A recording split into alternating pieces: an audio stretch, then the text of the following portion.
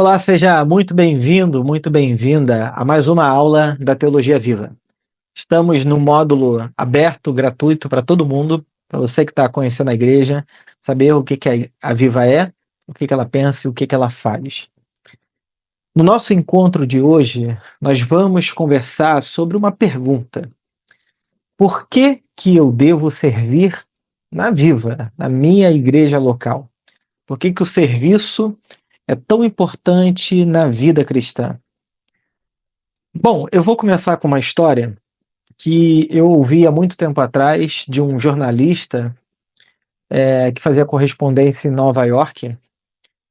E um dia perguntaram para ele assim: como é que você dá conta de tanta coisa que você faz com as 24 horas que todo mundo tem? E ele disse a seguinte frase: tempo é uma questão de prioridade. Então eu tenho as mesmas 24 horas que todo mundo e eu priorizo algumas coisas na minha semana. Hoje em dia, nós estamos vivendo provavelmente na primeira sociedade que sofre de uma coisa que nós chamamos de narcisismo. O narcisismo é uma marca do século XXI, uma sociedade profundamente desvinculada, com baixa tolerância a desconfortos e sofrimento, e com um profundo amor a si mesmo. Diante disso, e diante do fato de que nós vivemos nessa sociedade que sofre pela baixa capacidade de vínculo, de amor e de serviço ao outro, o Evangelho de Jesus é um caminho que nos desafia o tempo todo a partir do seguinte paradigma: todos nós fomos chamados para amar a Deus e amar o nosso próximo. Eu quero fazer uma afirmação e eu vou voltar nela lá no final. Eu quero dizer que amar é ocupar as mãos de algum serviço. Servir é amar. Amar é servir. Amar é verbo, amar é ação. Amor para a Bíblia não é um sentimento abstrato que eu fico deitado na minha cama, no meu sofá, amando. Não. Amar se aprende amando, vivendo, praticando, exercitando. E aí, quando a gente vai olhar para a Bíblia Sagrada e aprender com a vida de Jesus, que é o nosso, digamos assim, Salvador e também aquele que nos resgata de uma humanidade caída, de uma humanidade indiferente, de uma humanidade narcísica, de uma humanidade que muitas das vezes não se importa com o outro. Jesus, e eu vou pegar esse texto aqui junto com vocês no Evangelho de João, capítulo 13. Eu vou pedir para vocês lerem comigo João, capítulo 13. É uma passagem muito bonita, a partir do verso 4, que diz assim: assim levantou-se da mesa, falando de Jesus, tirou a sua capa e colocou uma toalha em volta da cintura. Depois disso, derramou água numa bacia e começou a lavar os pés dos discípulos, enxugando-os com a toalha que estava na cintura. Chegou-se a Simão, que lhe disse: Senhor, você vai lavar o meu pé? E aí Jesus responde: você não compreende agora o que eu estou fazendo, mais tarde, porém, entenderá. Disse Pedro: não, nunca lavará os meus pés. Jesus respondeu: se eu não os lavar, você não terá parte comigo.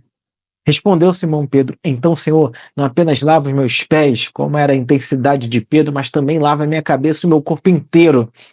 Respondeu Jesus: quem já se banhou precisa lavar apenas os pés. Todo o corpo está limpo. Vocês estão limpos, mas nem todos. Bom, logo adiante, no versículo 14, Jesus diz assim: pois bem, se eu, sendo o Senhor e Mestre de vocês, lavei-lhes os pés, vocês também devem lavar os pés uns dos outros. Eu lhes dei o exemplo para que vocês façam como eu lhes fiz. Quando a gente olha para a vida de Jesus, alguém que foi totalmente dedicado a Deus e ao próximo, Jesus foi a referência. Se você quiser ter uma referência de quem amou a Deus e quem amou o seu próximo, olhe para Jesus Cristo. Ele é a nossa referência absoluta nesse termo. E em João capítulo 13, Jesus fala claramente: olha, se vocês quiserem ser meus discípulos, vocês não terão nas suas mãos um cetro para governar, vocês não terão nas suas mãos os poderes desse mundo, vocês terão uma bacia e uma toalha. O paradigma de alguém que creu no Evangelho de Jesus Cristo e que ama o seu próximo é representado por uma bacia e por uma toalha. E aqui começa a nossa conversa sobre servir. Por que nós somos chamados a servir? Bom, quando você ouve a palavra servir ao próximo na igreja, isso soa para você como uma obrigação? Como um trabalho não remunerado? Como um peso? Ou como alegria? Como um chamado de todo cristão? Ou você pensa em serviço a partir, poxa, Jesus serviu, eu também quero servir. Aqui nós temos uma coisa que está na contracultura do nosso tempo. O nosso tempo diz, eu quero ser servido. O que podem me oferecer? O que podem me dar? O Evangelho diz, sirvam, sirvam. Bom, lavar os pés, ter uma bacia e uma toalha nas mãos, é o que Jesus oferece para os seus discípulos. Se vocês quiserem ser meus discípulos, é bacia e toalha na mão. Bom, tendo entendido isso, vamos agora entender um aspecto teológico do serviço. A primeira pessoa que serviu na história do planeta, do mundo, foi Deus. O Eugene Peterson diz que Deus é o primeiro a servir. Quando a gente olha para a Bíblia Sagrada e a gente vê a história da criação, o que nós encontramos é Deus trabalhando, Deus servindo a humanidade, Deus se doando pela humanidade, fazendo tudo com zelo, com paciência, com excelência, com criatividade, para que quando o ser humano fosse colocado no Jardim do Éden, ele estivesse num mundo que dissesse, uau, isso é muito bom. Então a Trindade, o Pai, o Filho e o Espírito Santo estão em ação no mundo o tempo todo, servindo a humanidade. O Pai serviu no ato criador, o Filho serve com a sua vida e no ato redentor e na ressurreição, e o Espírito serve à igreja dando dons, talentos, capacidades. É isso que a gente vê na Bíblia o tempo todo.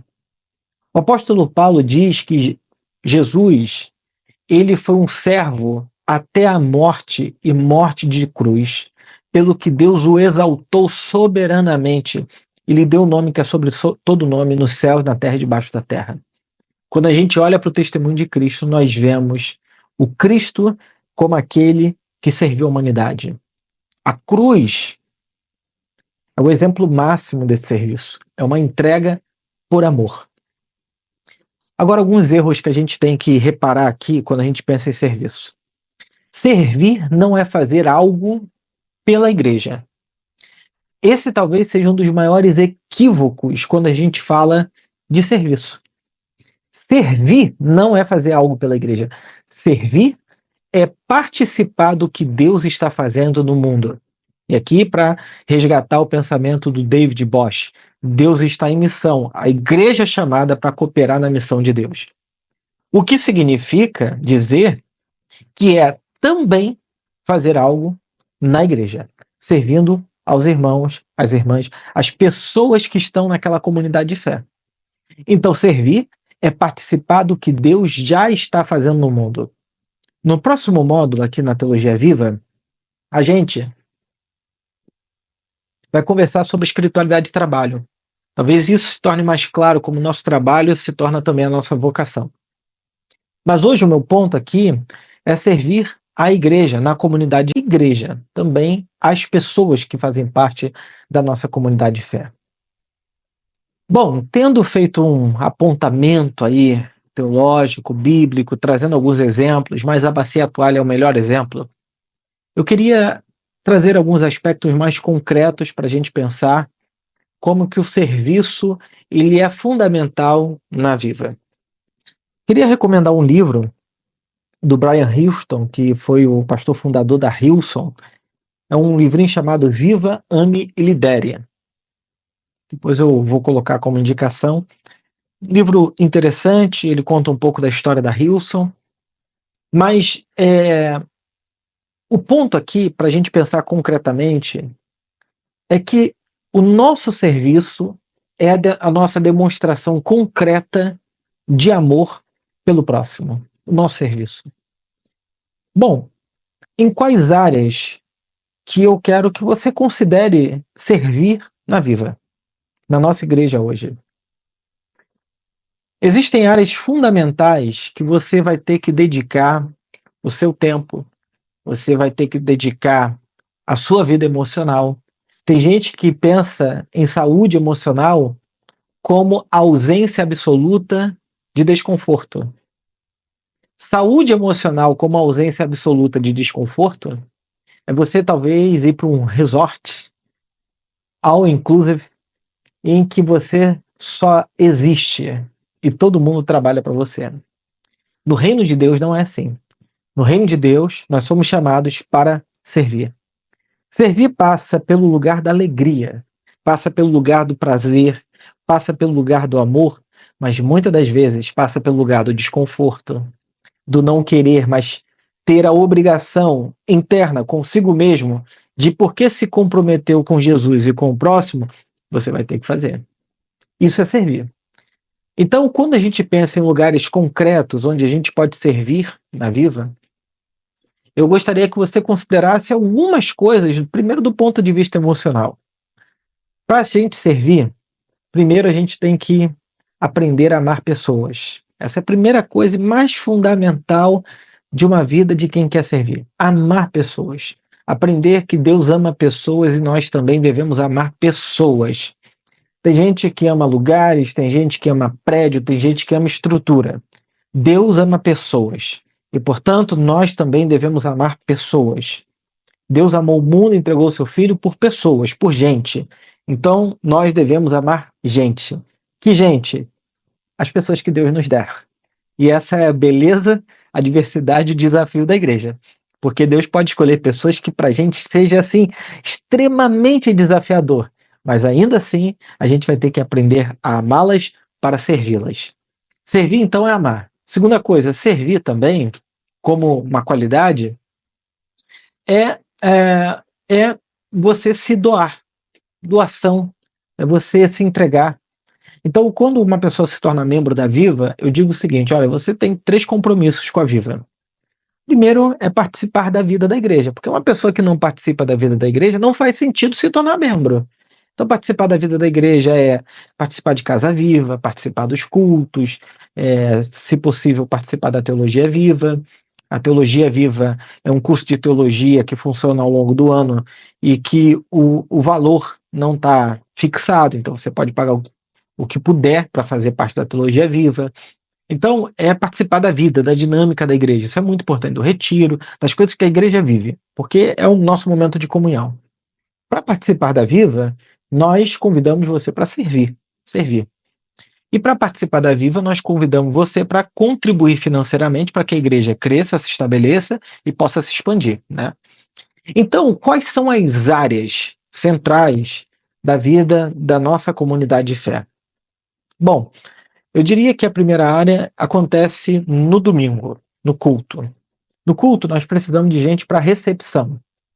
Poxa, como é que a gente faz recepção, né? A nossa recepção, ela é singela, mas ela é muito importante. Hoje nós temos algumas pessoas que cuidam disso, então a pessoa visita a gente, no culto ela recebe um livro, geralmente um livro bem pensado para visitantes, simples. A gente pega o contato e tenta estabelecer uma comunicação com aquela pessoa ali, para que ela se sinta bem, se sinta amada, se sinta confiante de que a Viva é um bom lugar para ela, e que, quem sabe, se for o desejo dela, ela possa voltar, e quem sabe se tornar membro da nossa igreja. Uma outra área importante é a música. E aqui, a música é um lugar que a gente tem que ter alguns critérios. A pessoa tem que gostar de música, a primeira coisa. Gostar e saber tocar, ou saber cantar, ou saber ligar o som, aquele aparelho lá todo, né? Saber regular o som. Então, a música é uma outra área que a pessoa pode servir na igreja. Talvez ela tenha um dom, fez aula de canto, fez aula de violão, de guitarra, enfim, do instrumento que for, e diz: olha, eu quero servir a igreja também com o meu talento, com o meu dom aqui de música. Só que a música não é só chegar, botar o instrumento lá, ligar e tocar. Então tem que chegar antes, passar o som, ligar o som todo, desligar, organizar aquilo tudo, ensaiar, ouvir as músicas, tirar a música. Então é todo um processo. Uma outra coisa que a pessoa pode servir é no café, né? Então, chegar antes, porque apesar do nosso café da manhã ser compartilhado, existe uma base ali que alguém tem que chegar antes. Então, o nosso café começa às 10h30, a pessoa chega às 10 horas, pega a cafeteira, monta lá, bota o coador de café, o pó de café, tudo bonitinho, para que quando todo mundo chegar, ele se sinta bem recepcionado, bem acolhido. Isso é muito importante.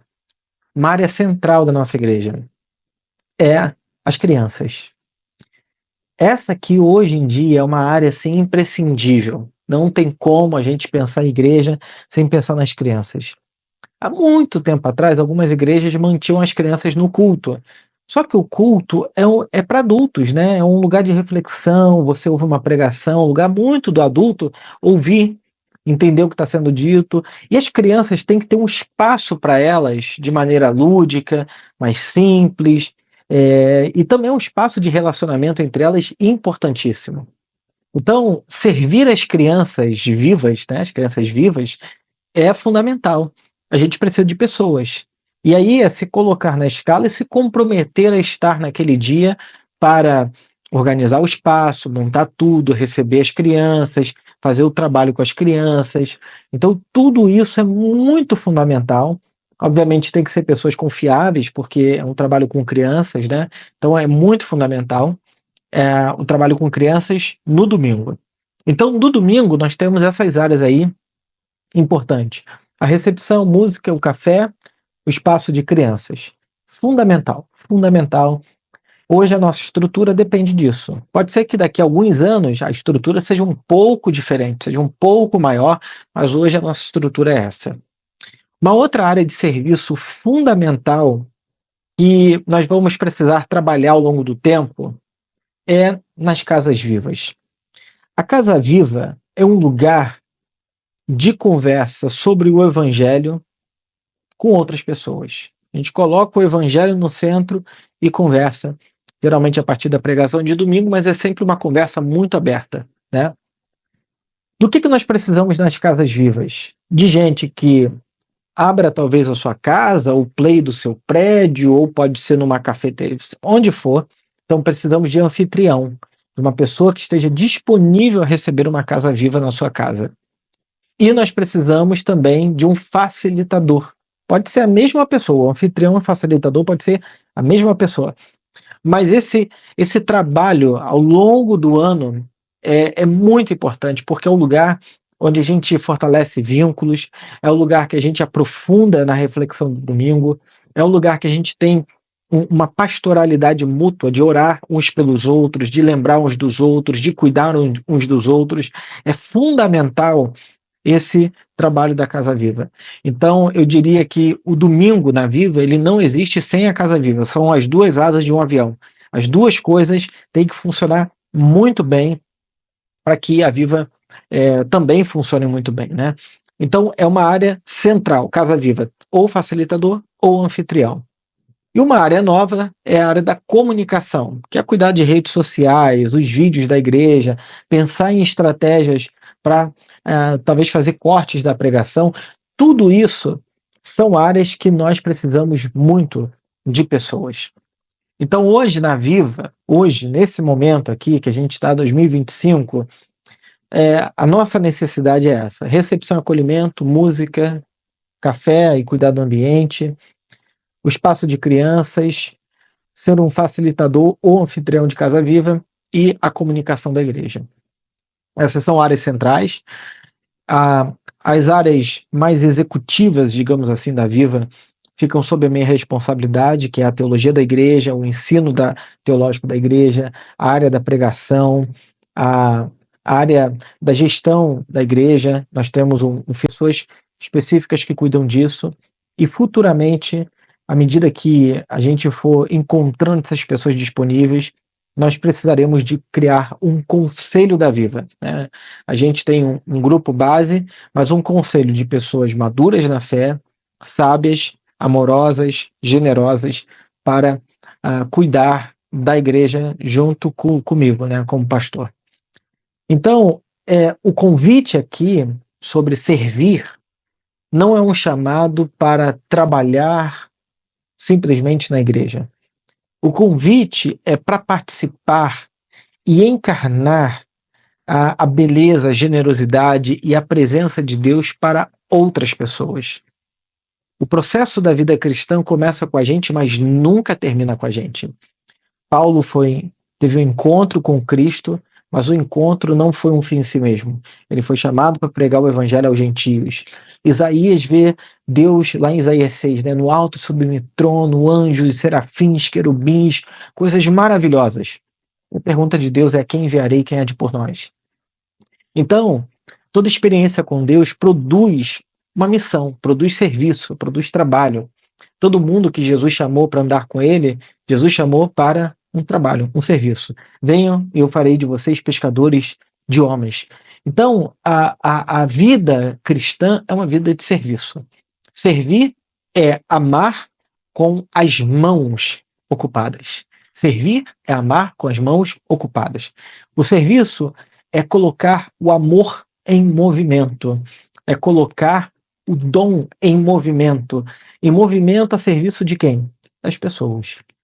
E isso significa, gente, muitas das vezes, que a gente vai fazer coisas não querendo. E eu não tenho dúvidas de que existem coisas na vida cristã, eu vou falar isso assim muito abertamente, muito tranquilamente, que a gente só percebe ações de Deus de maneira significativa quando a gente se coloca a servir. Enquanto a gente fica no banco, vendo a pintura, só lendo a Bíblia em casa, maravilha. Mas quando a gente começa a servir, nós começamos a ver coisas milagrosas acontecendo, coisas extraordinárias acontecendo na nossa vida pessoal e também na nossa comunidade ou as pessoas a que a gente serve.